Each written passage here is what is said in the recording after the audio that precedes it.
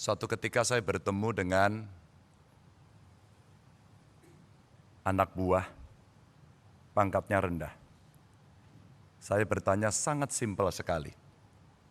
Kenapa Anda korupsi? Disuruh, Pak. Kalau kamu disuruh, pimpinanmu minta, katakan 100. Berapa yang kamu cari? 200, Pak. Yang 100 buat siapa? Buat saya. Saya bagi kepada teman-teman. Lalu apa yang terjadi? Yang terjadi nanti akan ditiru oleh semuanya. Bapak Ibu, cerita pendek ini kemudian saya balik, saya dalami lagi. Bagaimana menurut Anda kita harus mencegah korupsi? Gampang, Pak.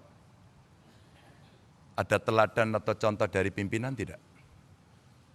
Pak, kalau tidak ada, jangan mimpi tinggi-tinggi, jangan ngomong muluk-muluk. Karena itulah sebenarnya praktek yang dihadapi dalam birokrasi. Bapak Ibu sekalian, kejadian itu kira-kira di tahun 2014.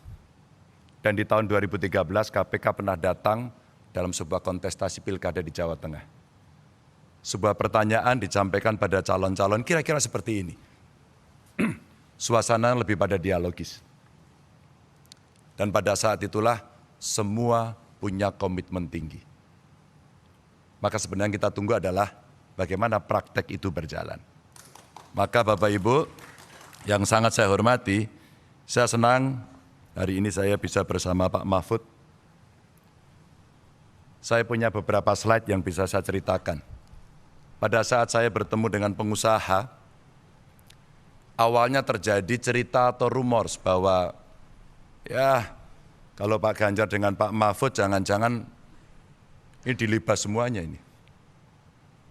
Lalu kami mengkonfirmasi kepada para pengusaha, benarkah kejadian itu, benarkah perasaan itu yang Anda rasakan?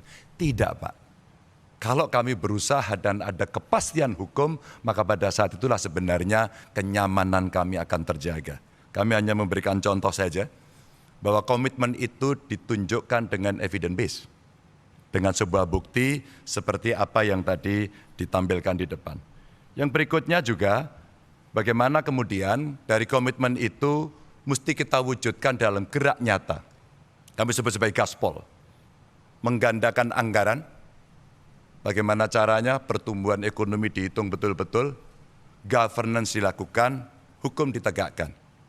Pasti pendapatan akan mengalir dengan baik karena potensi kita tinggi. Yang berikutnya adalah sikat KKN dan birokrasi dipoles dengan digitalisasi. Karena kalau regulasi sudah baik, sistem kelembagaannya sudah baik, maka aktor yang mesti kita pilih juga harus baik.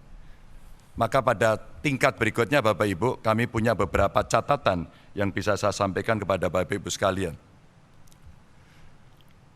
Inilah beberapa cara mencegah menurut kami. Yang pertama digitalisasi sistem keuangan, dan dengan cara digitalisasi sebenarnya penghematan bisa dilakukan.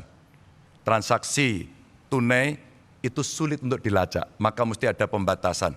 Kalau tidak salah yang 100 juta itu mesti jadi komitmen. E-budgeting, e-planning untuk transparansi dalam birokrasi menjadi sebuah kewajiban. Dan tentu saja transparansi anggaran, transaksi yang jelas asal-usulnya, serta anggaran yang benar-benar harus sampai pelaksana mesti dikontrol dari pemimpin tertinggi. Dan itulah dashboard yang dibutuhkan setiap hari untuk pemimpin melihat, memimpin pemberantasan korupsi secara langsung. Maka penguatan kelembagaan bisa dilakukan dengan, kalau tadi disampaikan Pak Gufron, koordinasi di antara kelembagaan yang ada dari APH. Kewenangan penuh untuk investigasi yang mengembalikan independensi KPK. Dan ketika KPK independen, maka menjaga independensi dan integritas oleh aparatur di KPK itu penting. Tidak untuk bisa diintervensi oleh siapapun. Kejaksaan, kepolisian juga bisa mendorong transparansi proses untuk masyarakat dan penegakan hukum yang bebas dari intimidasi. Dan tentu saja instrumen LHKPN. Bapak Ibu, LHKPN bukan cerita yang sulit. Kami di ruangan ini pernah bersama-sama dengan DPRD pada saat itu mendapatkan penghargaan. Karena ketika macet ternyata kuncinya gampang. Undang KPN, suruh ngisi saat itu, selesai semuanya. Dan inilah pola-pola yang kita lakukan ketika koordinasi, supervisi, dan pencegahan kita lakukan. Melibatkan pemerintah dan KPK dan dunia usaha termasuk dunia pendidikan adalah cara pencegahan yang bagus.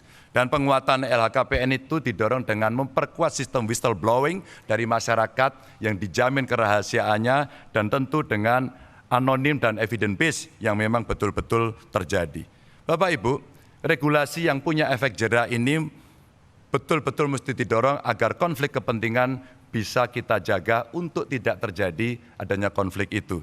Dan tentu saja menegakkan kode etik, lalu mengawasi kekayaan yang tidak sesuai dengan profil tadi di LHKPN, dan meminimalisasi rangkap jabatan.